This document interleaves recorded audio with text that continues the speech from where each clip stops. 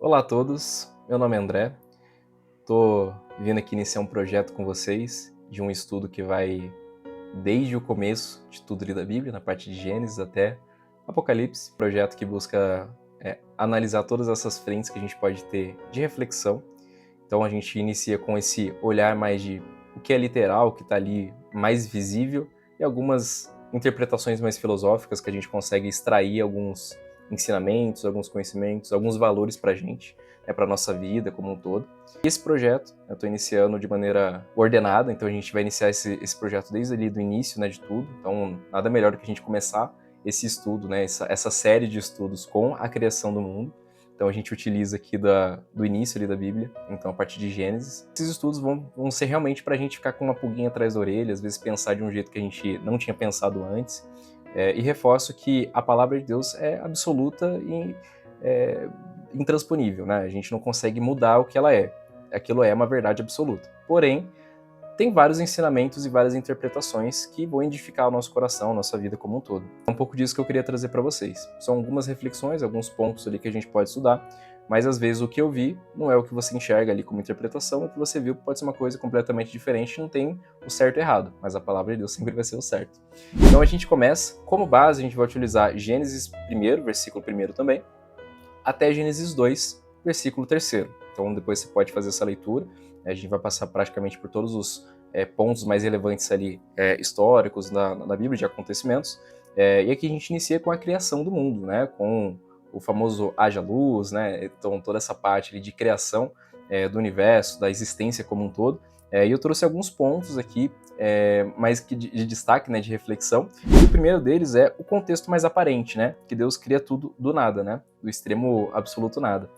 Então a criação ocorre por meio da palavra e disse, então que haja, que aconteça. Tem daquele ditado também que a palavra tem poder, então a gente pode ver que realmente tem, tanto que Deus utilizou da palavra, do ato de falar, para criar as coisas. Então aqui a gente já tem alguns pontos que a gente pode tirar alguns ensinamentos. Então quando a gente fala alguma coisa, sempre tem um peso. Então como a gente é a imagem e semelhança de Deus, tudo que a gente fala também tem um peso.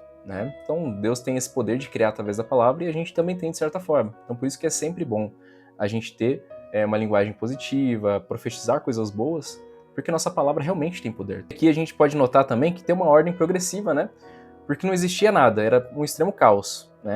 Só que do caos veio a forma, da forma veio a vida, e da vida vem esse propósito com a gente. Então não existia nada, Deus começou a fazer ali a parte mais bruta, então planetas, céu e terra, depois começou a vir a vida, as plantas, os animais. Por fim veio o ser humano, e o ser humano veio com um propósito, de ser uma imagem e semelhança de Deus, perpetuar ali a sua palavra e tudo mais. Então o ser humano ele surge como o ápice da criação de Deus. Então Deus ele deixou por último o ser humano. Então você pode reparar que veio planta, veio animal, veio pedra, montanha, veio tudo para depois vir o ser humano. O ser humano realmente é a obra-prima de Deus, Então, o outro ponto mais interessante de estudo é que Deus descansa no sétimo dia, mas não por cansaço, mas por completude. Então, porque ele realmente fez ali de maneira perfeita o trabalho dele, o projeto que ele tinha, e ele descansou no sentido de admirar. Então, agora está tudo pronto, agora eu posso só acompanhar como isso vai se desenrolar. E no segundo ponto, a gente começa a ver uma parte um pouco mais simbólica, por exemplo, essa arquitetura de Deus. Então, você pode ver que são 7 dias. Mas nos 3 primeiros, ele começa a fazer a formação das coisas. Então, separa luz e trevas, separa céus e terra, separa terra e vegetação. Então, você pode ver que nos primeiros 3 dias, ele fez a parte de separação. Então, é importante a gente ter esse discernimento de separar as coisas nas nossas vidas também. Então, o que é vida profissional e pessoal, o que é vida espiritual e a nossa vida pessoal. Então, são esferas completamente diferentes. A gente tem que saber separar uma coisa da outra, o que é certo, o que é errado. Então você pode ver que Deus, nos primeiros dias, ele faz uma separação. O que é céu e o que é terra, O que traz para mim o firmamento da minha vida, o que traz para mim coisas que não vão agregar, Então você pode ver que tem essa separação para depois ter o preenchimento. Então depois que vem luminares, aves, peixes, animais, vem o homem, são os próximos 3 dias. Então primeiro é separado aquilo que é certo e que é errado, aquilo que é maneira de dizer, mas é separado, cada coisa no seu lugar, para depois começar a vir a vida. Então depois vem, é preenchido os oceanos com os peixes, os céus com as aves. Então depois da gente colocar a nossa vida em ordem, que a gente começa a colocar cada coisa no seu lugar e ter propósito. Então você pode ver que tudo tem uma ordem, né? Deus não faz nada por acaso, nada é desordenado. Primeiro a gente tem que colocar tudo no lugar, endireitar nossa vida, nossos caminhos, nossa organização como um todo, para depois as coisas darem certo. Então você pode ver que tudo é assim, tanto na nossa vida espiritual, nossa vida pessoal, nossa vida profissional. Se eu vou iniciar uma empresa, eu tenho que deixar tudo certinho, ter uma organização para ela dar certo. No meu trabalho, eu tenho que deixar tudo certo. Eu vou estudar, poxa, tem que ter uma organização, um estudo contínuo ali. Então tudo tem um propósito, tudo tá ali porque tem que estar ali. Né? Não cai uma folha numa floresta se não for pela permissão de Deus.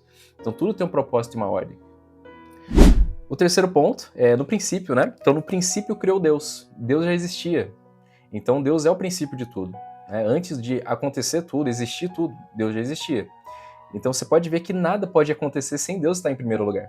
Deus sempre parte do ponto. O ponto zero é depois de Deus. Deus é antes do ponto zero, né? Então, nada na nossa vida a gente consegue criar e realizar se não for com base em Deus. Então, seja um projeto, uma ideia, um sonho, tudo tem que ter uma origem com base em Deus.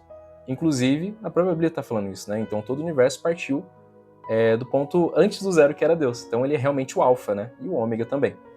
Quarto ponto, a luz antes do sol. Esse é um dos pontos que a gente vê que é mais profundo, né? Que a luz surge no primeiro dia e o sol só aparece no quarto. Então, você pode ver que a luz não depende, né, de uma estrela, de um astro para existir. Porque, na verdade, a luz é um conceito realmente de iluminação, um conceito de presença, né? Então, quando a gente fala a luz do sol, a luz de uma lâmpada, qualquer coisa, é a luz que a gente vê no mundo material, né? Mas, às vezes, a luz pode ser um conceito mais espiritual, um conceito mais fora, né, do que a gente observa, assim, no nosso dia a dia físico, né? A luz é um conceito de iluminação, então Deus é essa presença que traz luz de verdade. Tanto que quando a gente vê em textos mais pra frente que lá não vai ter noite, né? Porque, assim, não vai ter sol, não vai ter lua, né? Quando a gente for pro céu, né, em si.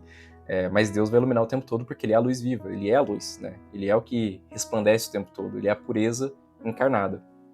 Então, é interessante isso também, que o texto deixa bem claro pra gente, que não necessariamente precisa estar dia para ter luz. Então, no Vale da Sombra da Morte pode ter luz, porque Deus é a verdadeira luz. Caos original, né? A Terra era sem forma e vazia, né?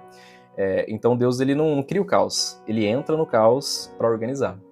Então, você pode ver que interessante, né? A Terra não tinha forma, no início de tudo era um completo caos, ela era sem forma e vazia.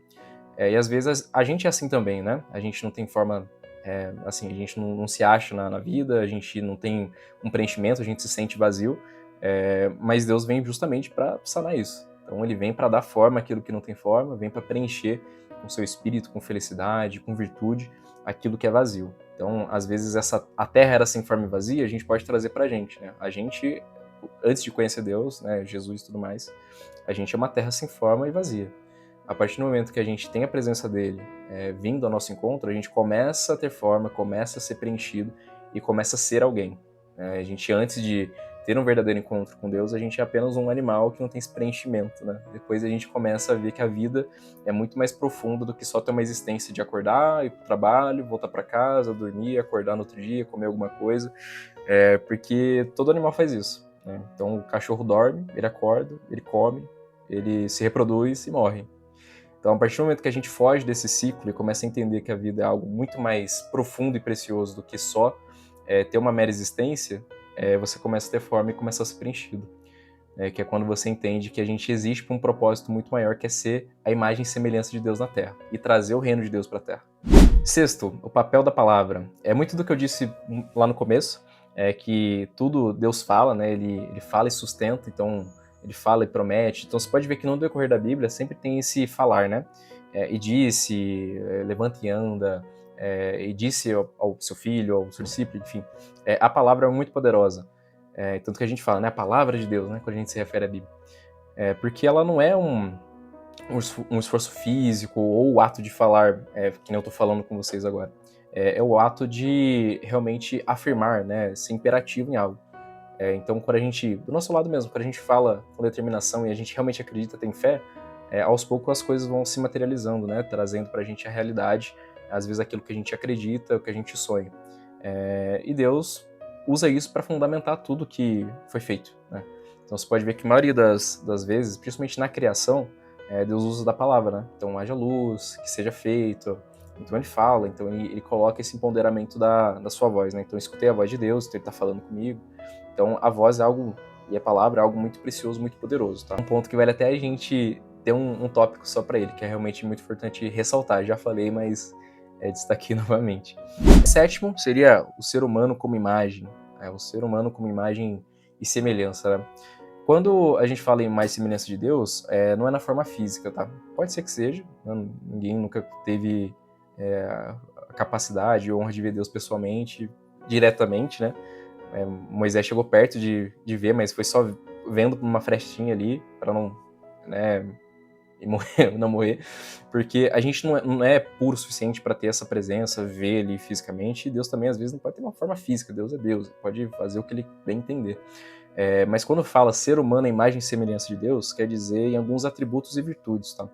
Então, se você para pensar que Deus ele tem consciência, ele tem autoridade, ele tem a capacidade de criar, de governar, de nomear, e o ser humano tem tudo isso, se você reparar nos textos, né? Então, o ser humano ele tem consciência de si, a gente é diferente de qualquer outro animal, a gente sabe que a gente existe, a gente sabe que a gente tem o poder de escolha, o poder de fazer, consequência para os nossos atos, então a gente tem essa consciência de existência. A gente tem autoridade, então foi dada a nós por Deus.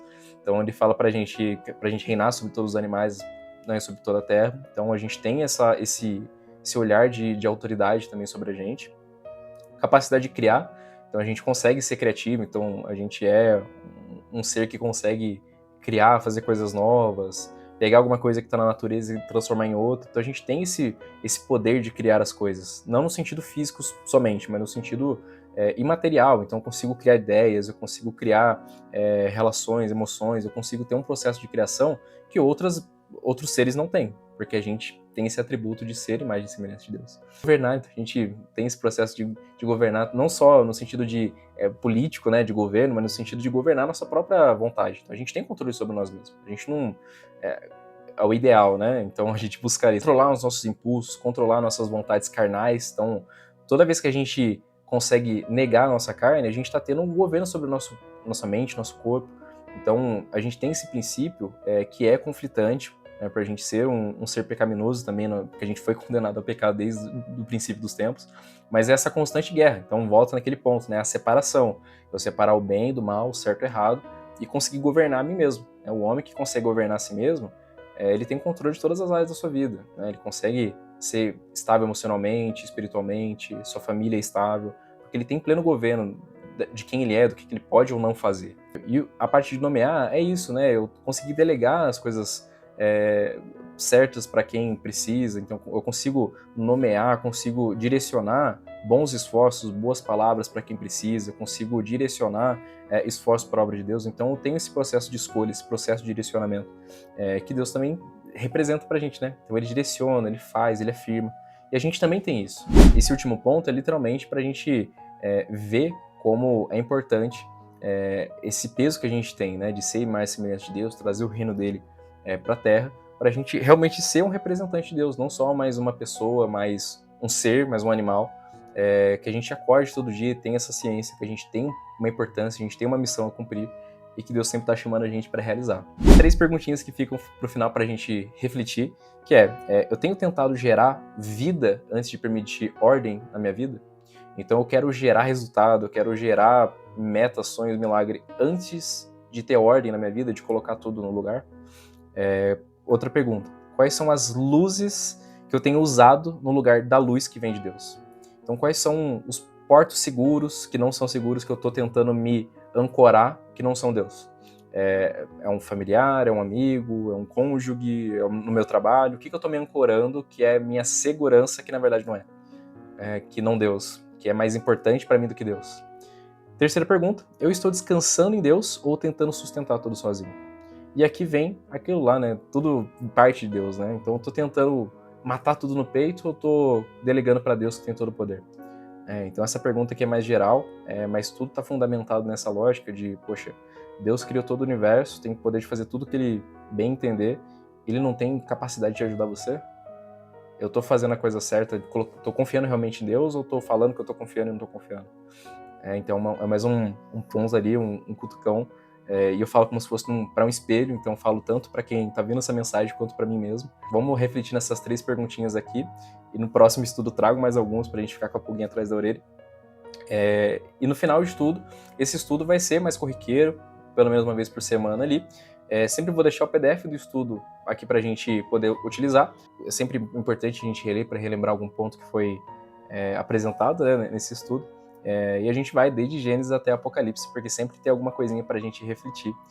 Então podem contar comigo, né, contem também com a pastora Karina, que sempre vai estar ali à disposição, o pastor Jonathan, para a gente caminhar juntos e conseguir tirar tudo, sair do zero e ir em direção a Deus.